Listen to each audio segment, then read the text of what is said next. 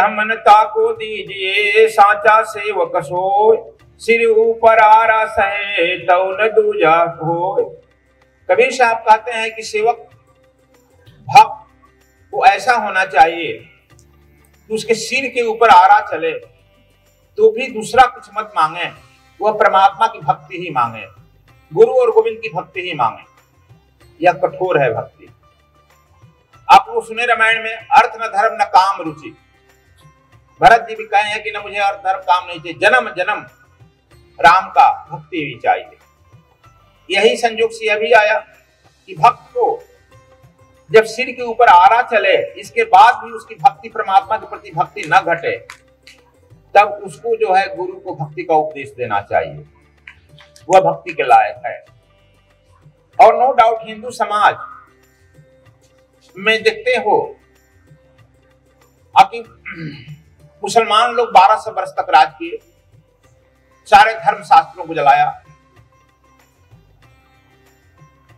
200 वर्ष अंग्रेज रहे, ये लोग भी यातनाएं दिए, इसके बाद भी हिंदू समाज ज्यों का त्यों बचा हुआ है।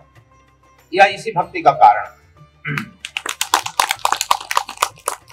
आप आरा चले, कहा सिर पर आरा चले, कहे कि ऐसा भी हो सकता है कि सिर पर आरा चले।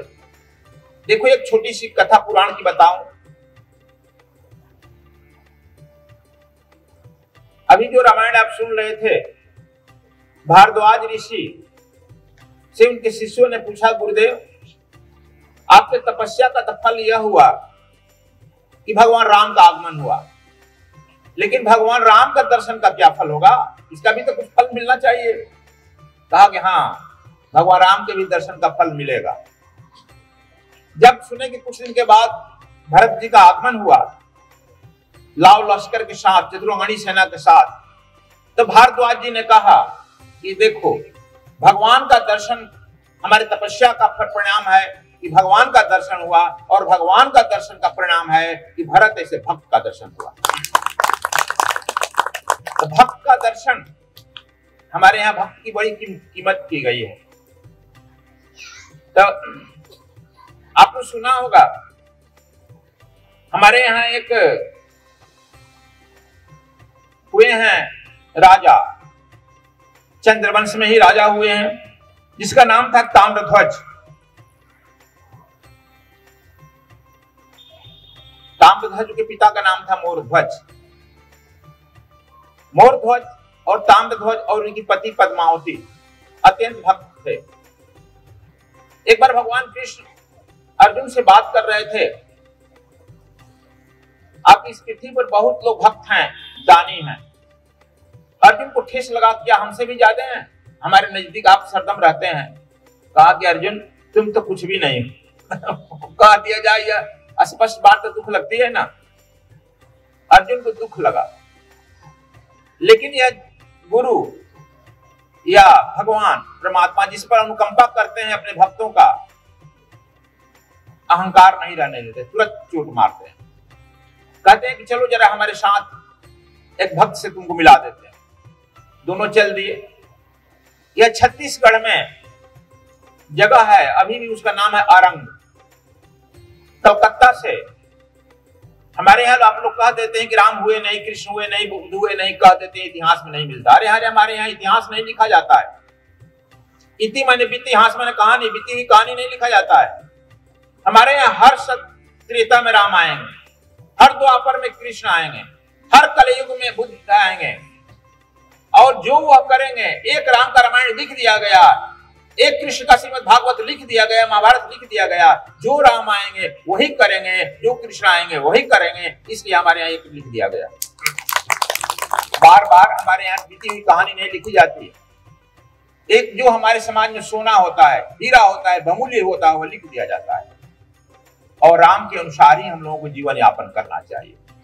भगवान कृष्ण आप लोग कहते हैं नहीं हुए, बहुत लोग कहते हैं द्वारिका में, लेकिन मैं बता रहा हूं कलकत्ता और रायपुर का जो नेशनल हाईवे है, उसे 36 किलोमीटर की जगह पर अभी भी वह जगह है आरंग। आरा से नाम पड़ा आरंग। तो वहां के लिए लोग चले।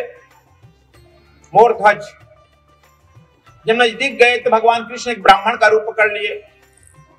अर्जुन को कहे कि तुम शेर बन जाओ और मेरे साथ चलो, मैं अभी देखता हूं तुम दानी कैसे लोग होते हैं और वो गुरु भक्त कैसे होते हैं, ये वही अतिथि की सेवा कैसे करते हैं। भारत में ही कहा जाता है अतिथि देवो भव, और कहीं किसी दुनिया में नहीं यह सुना होगा। अतिथि देवो भव, अतिथि को देवता माने, यह भारत की सभ्यता संस्कृति है। अब भगवान कृष्ण ब्राह्मण के रूप में शेर को लेकर जा रहे हैं, सीधे पहुंचे मोरध्वज के दरबार में। मोरध्वज दौड़कर दंड प्रणाम किया कि महात्मा आए हैं, लेकिन देख रहे हैं महात्मा तो शेर लेकर आए हैं।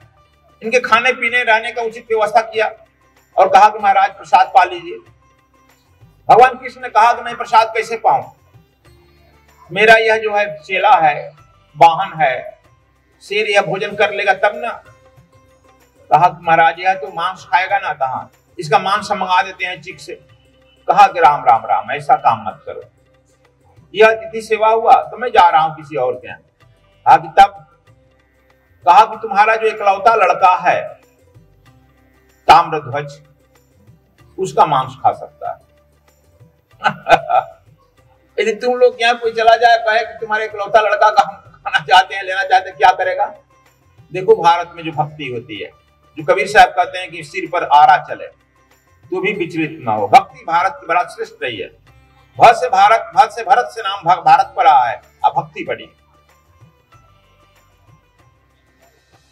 कहा ताम्रध्वज को मालूम हुआ, ताम्रध्वज आकर बैठ गया। कहा कि बड़ा भाग्य होगा कि अतिथि का शेर मेरा भोजन करेगा,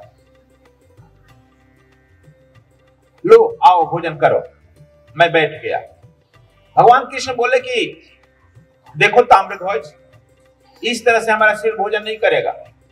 यह शेर जो है ये भूखा नहीं है, धर्मात्मा है, यह धर्मात्मा के साथ रहता है, धर्म पुण्य भोजन करेगा। राजा पूछा कैसे करेगा? कहा कि पति पत्नी दोनों आरा ले आओ, आरा से इसको चीरो, सर से चीरो, और इसका दाहिना भाग दो, दाहिना भाग भोजन करेगा, बायां भाग फेंक दो। अब बताओ कोई तुम लोग अपने लड़के को ऐसा कर सकता है? ताम्रध्वज कहा कि पिताजी यह पुण्य का अवसर है, इसे चुकने मत दीजिए और पुत्र मोह मत करिए। माता जी आप मेरे लिए आंसू मत बहाइए, तुरंत इस पुण्य को आप हमको बलिदान होने दीजिए। यह आज का बहुत अभाग्य होगा कि एक अतिथि मेरा भोजन कर लेगा और आप लोग इस अतिथि को भोजन सौंप देंगे और मेरा भक्ति पूर्ण होगा, और गुरु की भक्ति, गोविंद की भक्ति बस सहज ही मेरा पूर्ण हो जाएगा। देखो भारत की परंपरा यह रही।